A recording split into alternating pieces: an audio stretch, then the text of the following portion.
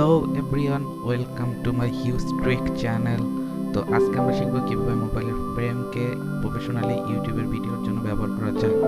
তো যারা চ্যানেলে নতুন তারা চ্যানেলটিকে সাবস্ক্রাইব করে দিন এবং পাশে থাকেন। তো লেটস স্টার্ট।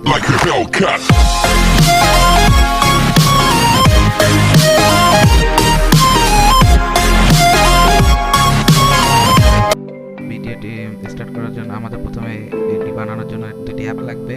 তো আমাদের প্রথমে কি লাগবে, পিকচার এবং ব্লগ নামে দুটি অ্যাপ লাগবে। তো আমি ভিডিও ডিসক্রিপশনে দুটি লিঙ্ক দিয়ে দেবো, আপনারা সেখান থেকে নামিয়ে নেবেন। তো প্রথমে আমরা এই পিকচারটা ওপেন করতে হবে।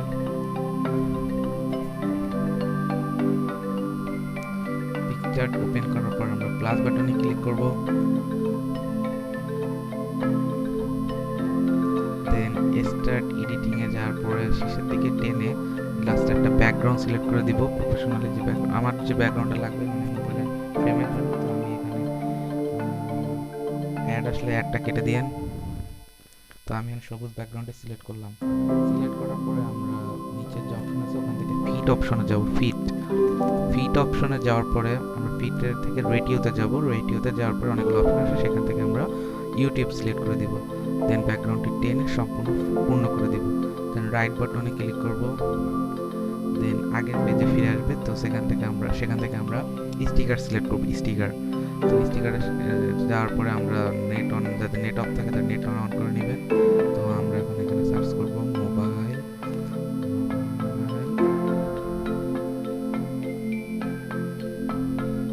ফ্রেম। তো মোবাইল ফ্রেম সিলেক্ট করার পরে এখানে অনেকগুলো মোবাইল স্টিকার চলে আসবে। তো যে কোনো একটা চয়েস করে নিতে হবে। তো আমার মোবাইলের যে স্ক্রিন মানে মোবাইলের যে উপরে যে স্ক্রিনটা সেই অনুযায়ী যদি ফ্রেমটা হয় তাহলে খুব ভালো হয়, তাহলে ভিডিওটা ভালোভাবে অ্যাডজাস্ট হবে ফ্রেমের ভিতরে। তো আমরা দেখি কোনটা ভালো লাগে, এখন একটা চয়েস করতে হবে। তো আমি একটা চয়েস করলাম। তো এটা আমার ব্যাকগ্রাউন্ডের সাথে যায় না, সো এটা ডিলিট করে দিই।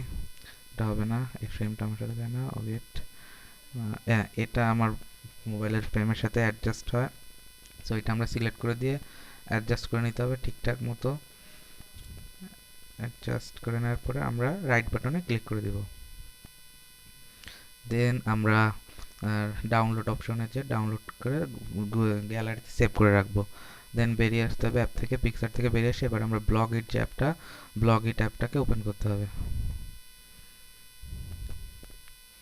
তারপর explore as a guest, then on করার পরে আমরা লাইব্রেরিতে যাব। লাইব্রেরিতে যাওয়ার পর ফটোসে যেতে হবে। দেন ফটোসে যাওয়ার পরে আমরা যে ফ্রেমটা মানে পিকচারটা তৈরি করেছিলাম ওইটা সিলেক্ট করতে হবে। তো এর একটা পিকচারের জন্য 5 সেকেন্ডের ভিডিওর সাথে অ্যাড করা যায়। তো যেহেতু আমরা 5 সেকেন্ডের ভিডিও অ্যাড করব না, আমরা 1-2-5 মিনিটের যে ভিডিও অ্যাড করব, সেজন্য আমাদের এটাকে বারবার এর সাথে জয়েন করতে হবে। তো আমরা আবার লাইব্রেরিতে যাব। ফ্রম লাইব্রেরিতে যাওয়ার পরে আমরা আবার ফটোসে যাব।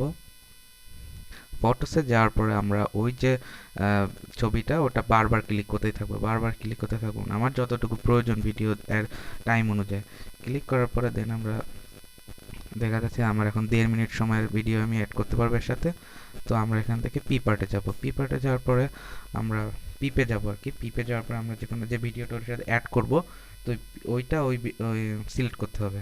দেন তো আমার আগে থেকে একটা ভিডিও করা ছিল 1 মিনিটের 1.5 মিনিটের, ওইটা সিলেক্ট করলাম। করার পর এটাকে এবারে মোবাইলের ফ্রেমের মধ্যে অ্যাডজাস্ট করতে হবে অ্যাজ এ স্ক্রিন হিসেবে। সো আমরা এটা সেট করার পরে এবার ভিডিওটা অন করতে হবে।